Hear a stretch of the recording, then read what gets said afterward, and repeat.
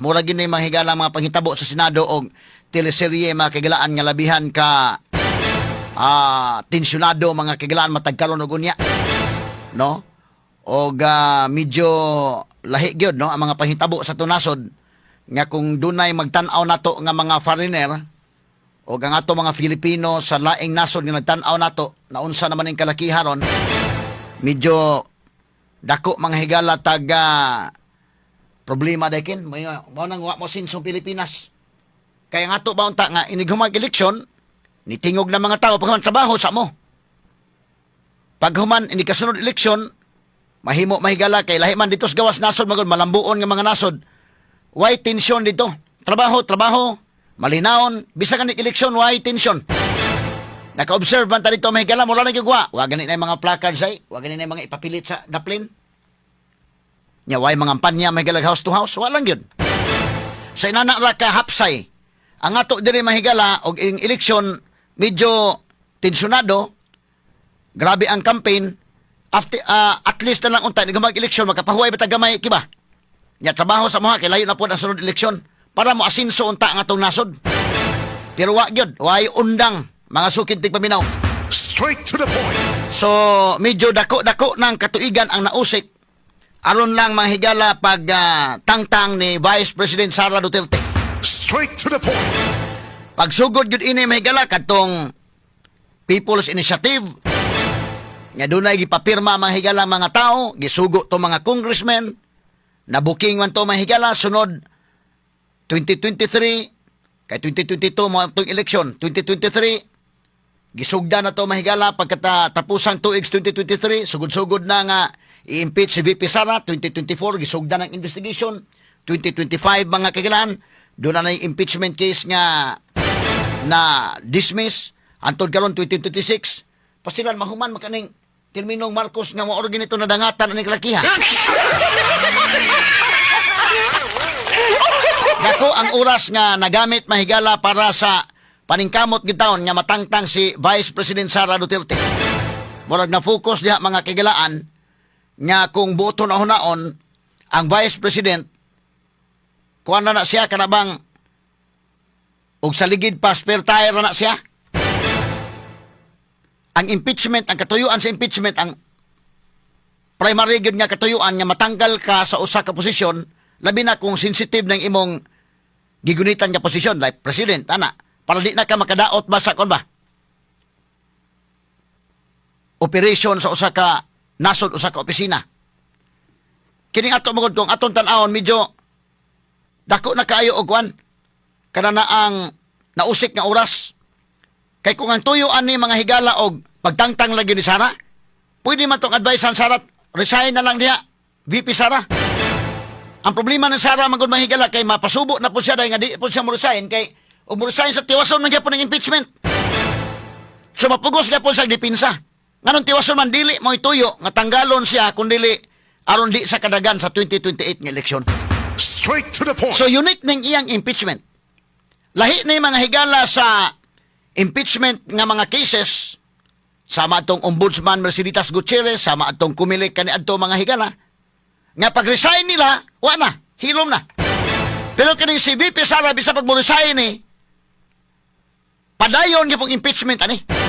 Himuon ang ex parte hearing. Buti pasabot ba nga, o wa mo, di mo participate, bahala basta padayon, may niya hukman, aron nga ang tuyo mahigala nga, di nakadagan sa sunod nga eleksyon.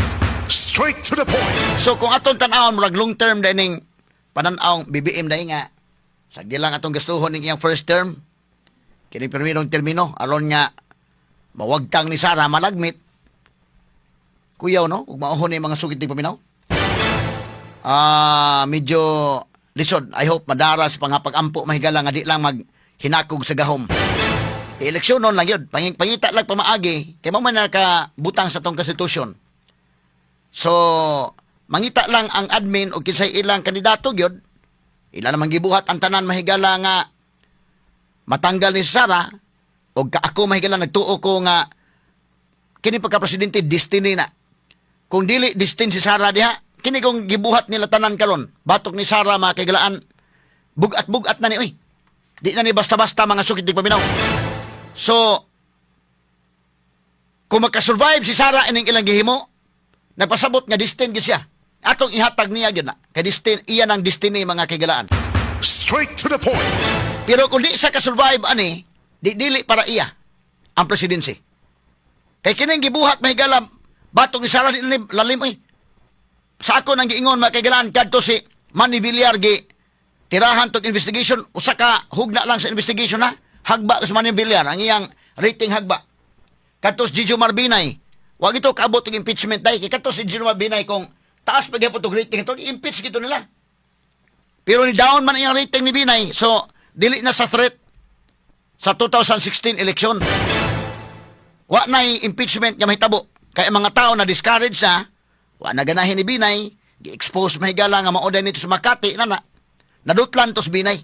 Pero kini Sara wa man gibudutli. Unang hugna sa investigation, quadcom gyud. Wa madutli. Sunod mahigala karon, second batch na nay karon sa impeachment. Ang rating ni Sara mahigala mo'y pinakataas. Net satisfaction rating sa tanan nga mga officials sa gobyerno sa Pilipinas, siya may pinakataas. Si BBM mo ay pinakaubos kaya na negative man siya. Kini ako mahigala, dili ni ingon nga unsa. SWS kini nga survey. Di ni ako, dili Sulpil Banyok man nag-survey ana. Social weather station na. Nga ang pinaka dunay net satisfaction rating, pinakataas, ang Vice President. Lupigin niya ang Supreme Court day, Chief Justice. So siya may pinakataas. Unya, ang pinakaubos, BBM. Kaya imbes kay negative 3 na negative 15 naman noon. Nga, kini mahigala, atong gibasihan ang survey rani sa SWS. Dili ako may nag-survey ana. Dili kami sa DYHP IFM may nag-survey ana. Kana official record na sa social weather stations. Appeal pa ang Pulse Asia. So wa madutli Sara hangtod ron. Nya ni ay impeachment nga nagsingabot. Kuan ni, mo ni ang katapusang hura. Kung madutlan si Sara ani, unya ma-down yang rating, wa na effect kumudagan sa mahigala di na gyud. Pasabot nga dili para iya kanang presidency.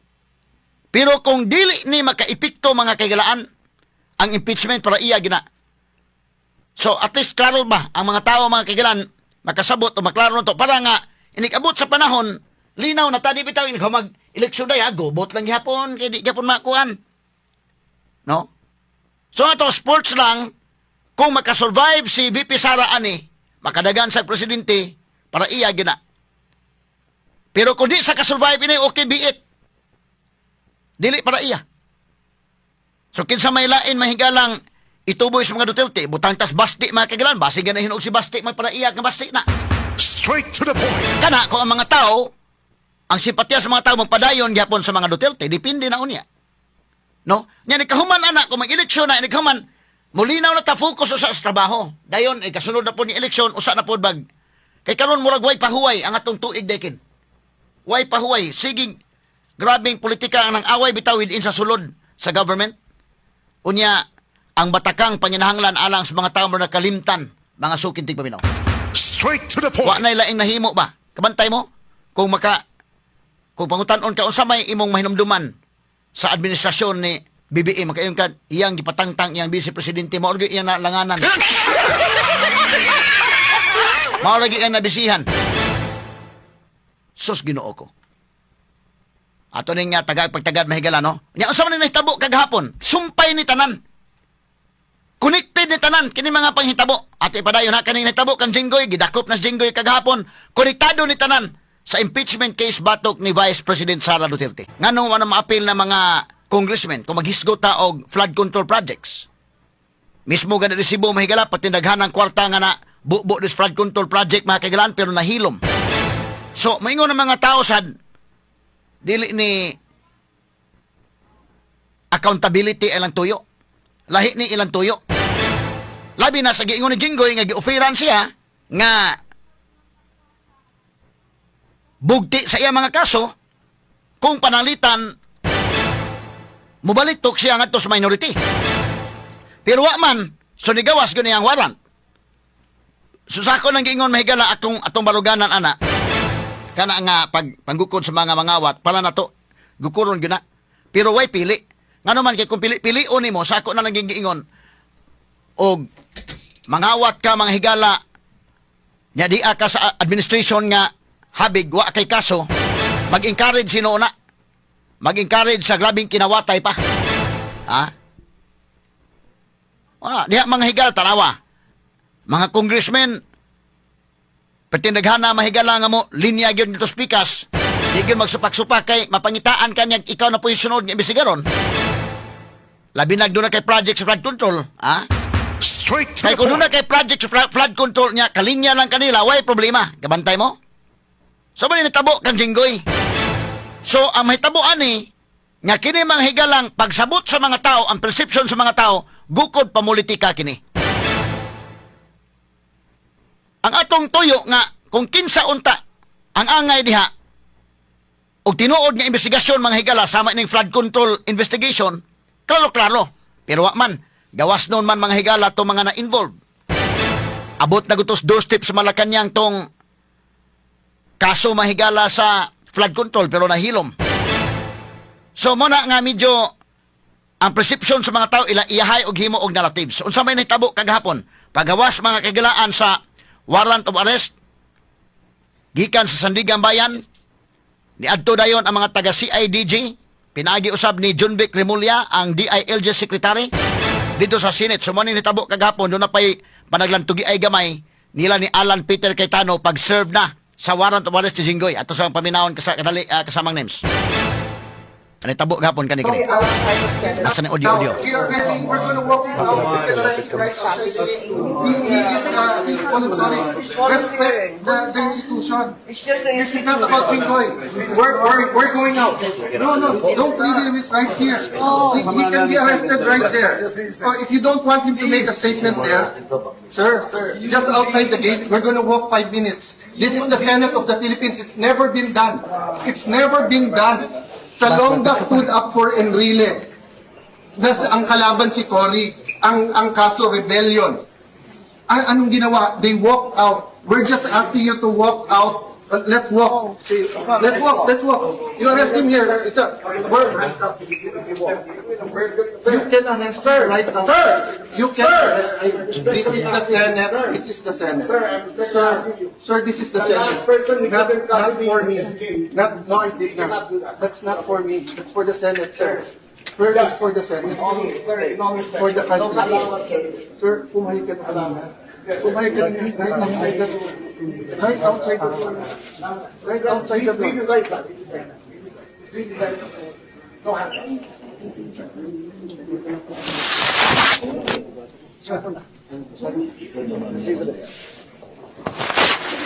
So mo ni ang pagbasa sa Miranda Doctrine.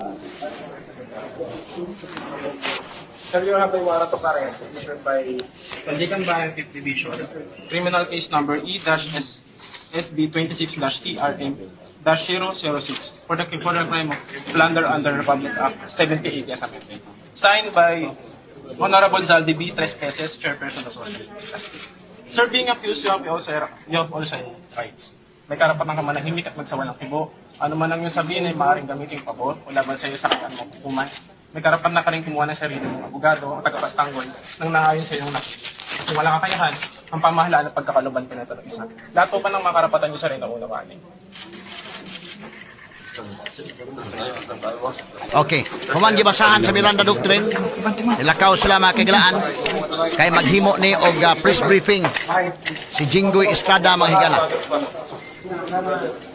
Okay.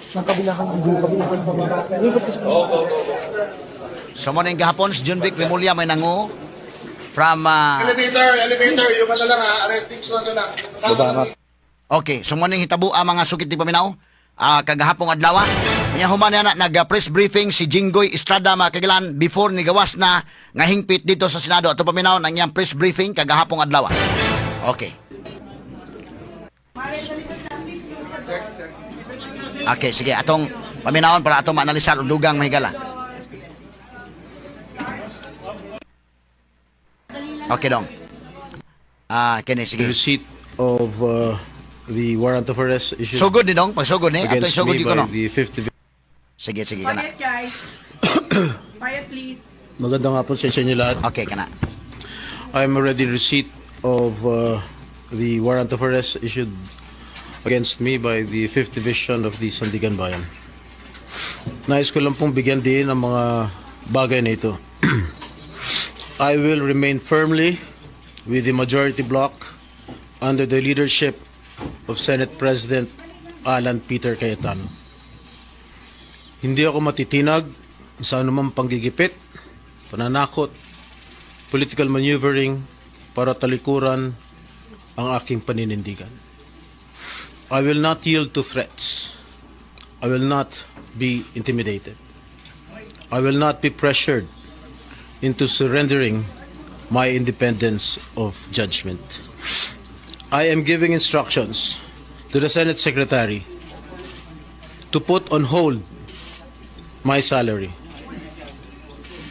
Personal kong pasya ito upang ipakita sa sambayan ng Pilipino na wala akong intensyon makinabang sa pondo ng bayan habang nililinis ko ang aking pangalan. At higit sa lahat, hindi ako papasailalim ng kustodya ng Senado. I will not seek Senate custody. Hindi ko gagamitin ang Senado bilang panangga laban sa mga aligasyon sa akin. Nakahanda akong ipagtanggol ang aking sarili sa hukuman at hindi ako magtatago sa likod ng institusyong ito upang umiwas sa proseso. Ipagtatanggol ko hanggang sa huli ang aking sarili para patunayan na walang batayan ang mga paratang sa akin. Kalokohan ang lahat na ito. Mismo ang Senate Legislative Budget Research and Monitoring Office o LBRMO ang nagsabi sa Ombudsman na wala silang anumang dokumento o record na nagpapakita na ako ay nagpasok ng anuman insertion sa 2025 national budget. Ang mahalagang impormasyon nito ay kinilala pa mismo ni dating Senate Blue Ribbon Chairman Senator Panfilo Lacson bilang isang makabuluhang ebidensya na sumasalungat sa mga aligasyong binabato laban sa akin.